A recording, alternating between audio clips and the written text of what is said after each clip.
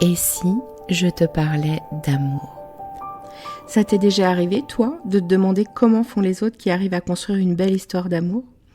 Ou alors d'enchaîner les relations au bout desquelles tu tombes toujours du carrosse de l'amour, te retrouvant seul encore une fois au bord du chemin ? T'as déjà eu l'impression que quelque chose cloche chez toi, ou t'as déjà eu peur que les choses se reproduisent encore ?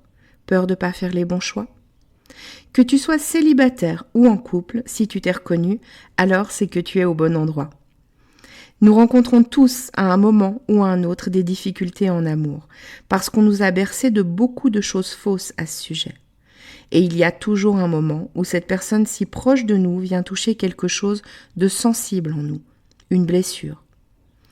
Bienvenue sur L'amour n'est pas un conte de fées, le podcast qui va t'apporter des clés essentielles sur les dynamiques amoureuses et t'aider à voir la merveille que tu es, pour que tu te sentes légitime de vivre cette belle histoire d'amour dont tu rêves, plus inspirante et plus épanouissante. Je suis Amandine, ta coach en intelligence amoureuse, et ça me tient à cœur de te partager tout ça parce que l'amour a toujours été mon sujet de prédilection. Et je pense que tout le monde a le droit de croire en sa magie. On y va ? Tu me suis pour laisser tes freins dans le passé ?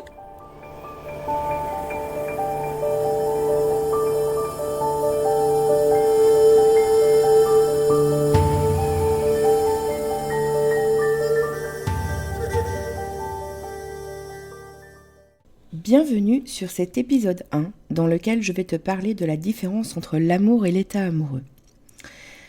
Alors déjà, pourquoi ce thème ? Pour commencer, parce que moi je l'ai vécu.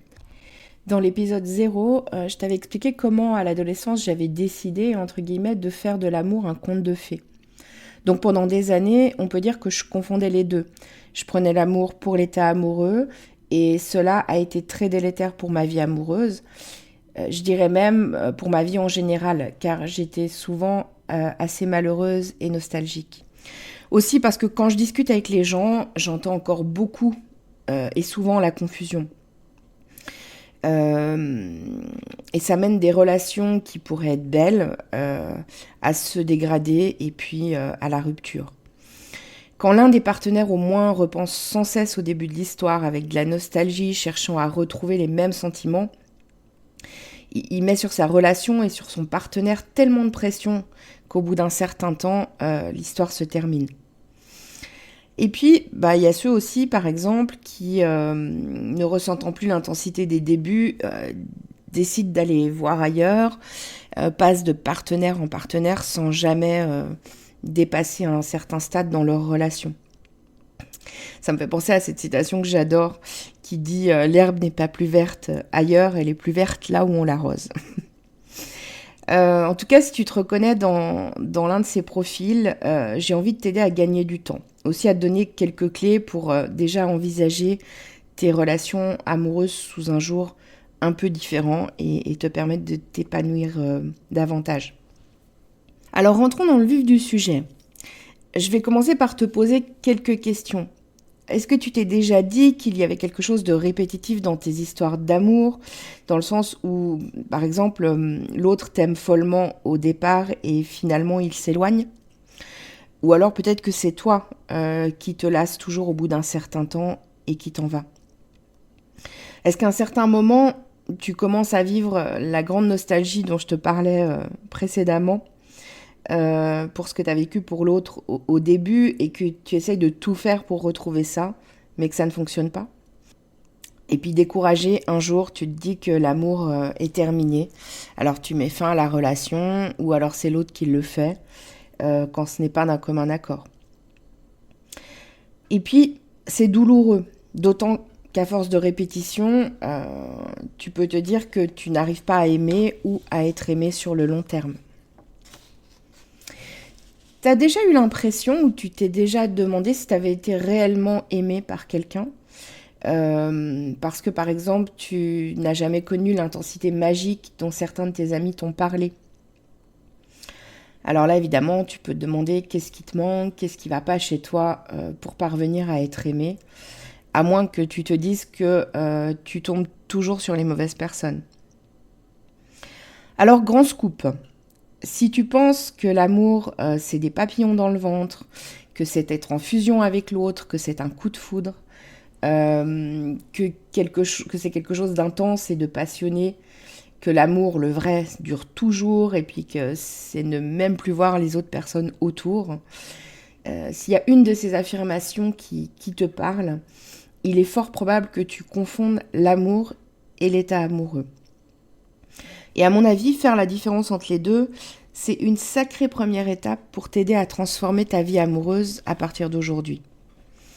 Donc au programme, évidemment, on va définir l'état amoureux et l'amour. Et puis je vais te parler aussi rapidement des étapes du couple, même si je le ferai sans doute dans un autre épisode pour t'en parler plus en profondeur. Mais là déjà je vais t'en parler parce que ça t'aidera aussi à mieux comprendre.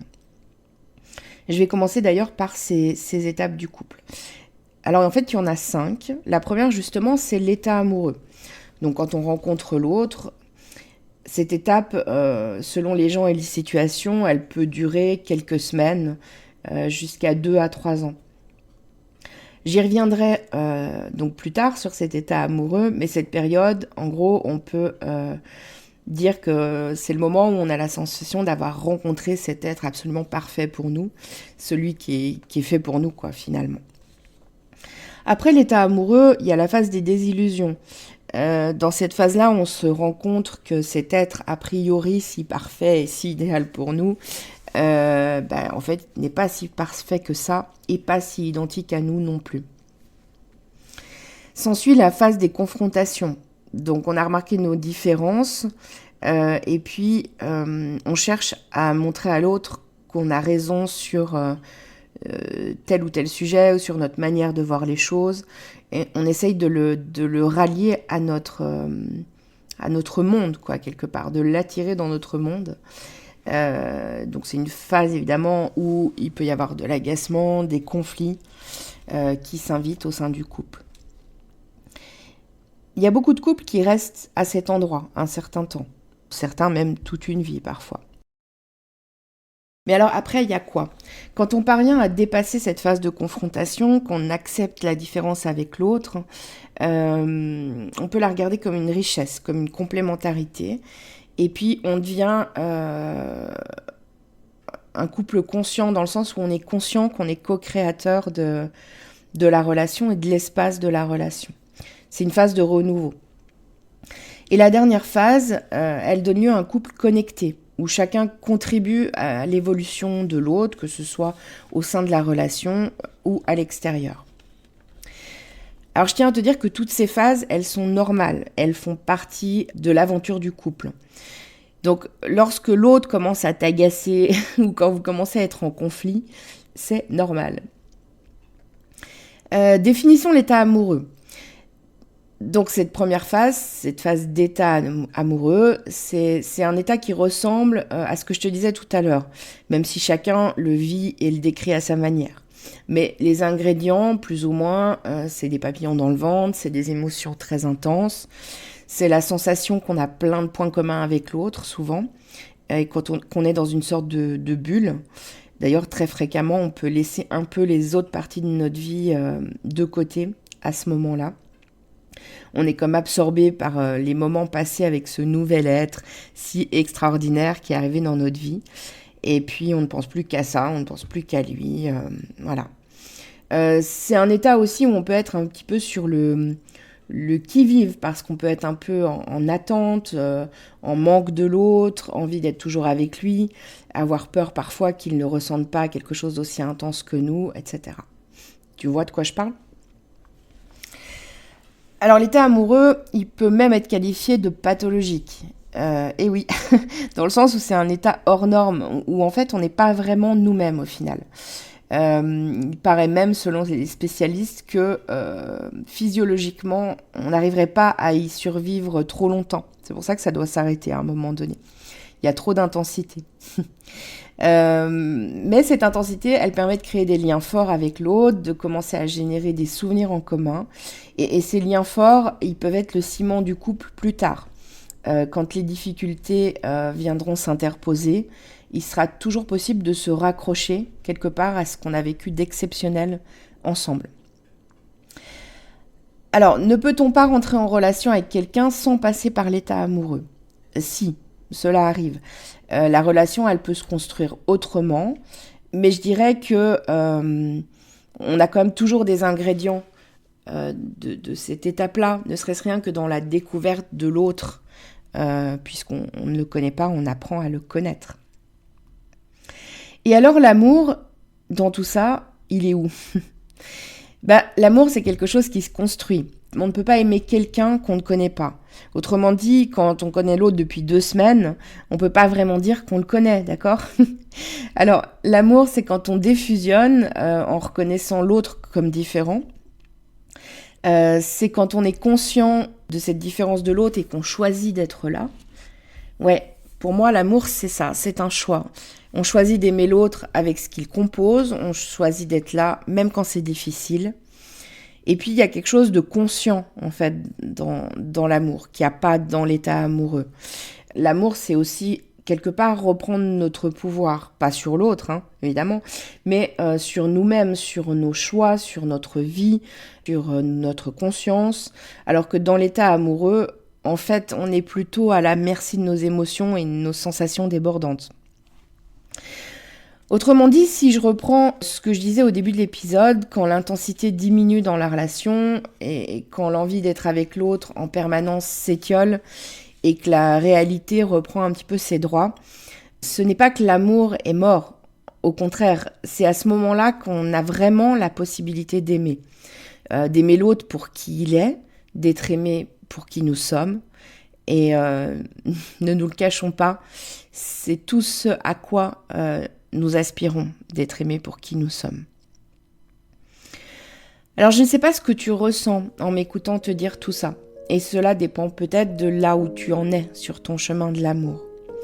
J'aimerais te raconter comment je l'ai vécu, moi, la première fois qu'on m'a expliqué que l'amour, c'était pas la fusion, les papillons dans le ventre à chaque instant, et que cette intensité ne durait pas toute la vie. En premier lieu, j'ai refusé ça, clairement. Comme je te l'avais livré dans l'épisode 0, à l'adolescence, j'avais construit beaucoup de choses autour de ça. On pourrait presque dire que je m'étais quelque part missionnée pour montrer que l'amour, c'était un truc tout beau, tout rose, grandiose. Voilà. C'était donc pas facile à lâcher. Petit à petit, avec le temps, au détour de lecture, de discussions et de plein d'informations que je prenais autour de ça, j'ai gentiment commencé à accepter ça.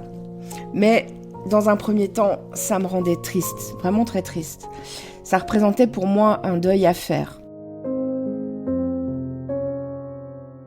Alors si je devais accepter que l'amour, c'était pas ce que je croyais, et que je voulais vivre l'amour, alors il fallait que j'abandonne l'idée de vivre des choses intenses avec une autre personne. Alors, est-ce que ça voulait dire que j'avais jamais vraiment aimé ou été aimée ? Ouais, au début, la pilule semblait difficile à avaler, dans ma sensibilité de grande rêveuse en quête d'amour et de magie. Je fais une aparté sur ce besoin de faire un deuil. C'est assez normal en définitive. On se construit tous d'une certaine manière. Quand on est enfant ou dans certaines expériences de vie, on met en place des croyances, c'est-à-dire des pensées, des regards sur nous, sur les autres, sur le monde, sur l'amour.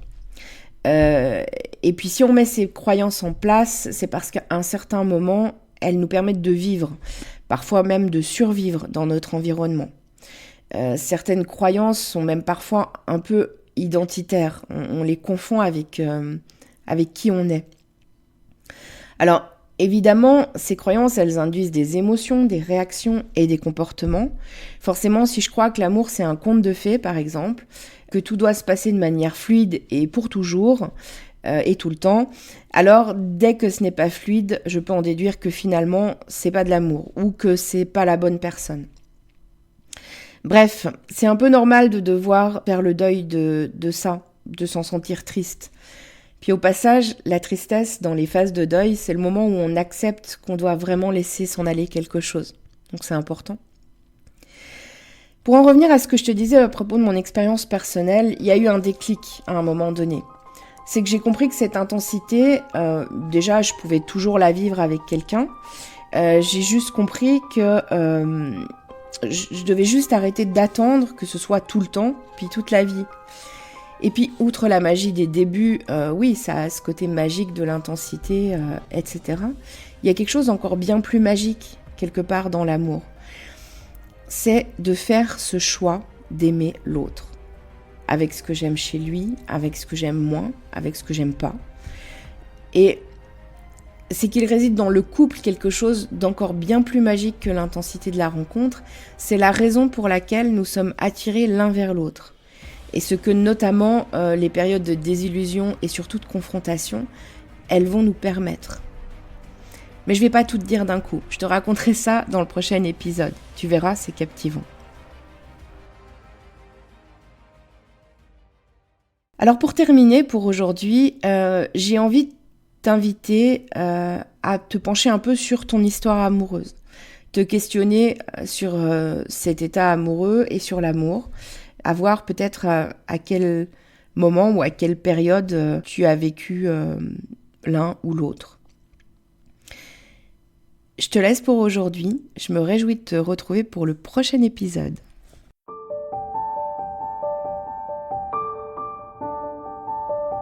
Si tu as aimé cet épisode, donne-moi un coup de main. Partage-le et abonne-toi si ce n'est pas encore le cas. Si la plateforme d'écoute le permet, n'hésite pas à lui donner 5 étoiles. Si tu as des questions, s'il y a des sujets que tu as envie que j'aborde ou si tu veux réagir sur cet épisode, je t'invite à me rejoindre sur mon compte Instagram, Amandine_lovecoach. On se retrouve là-bas ? À très vite !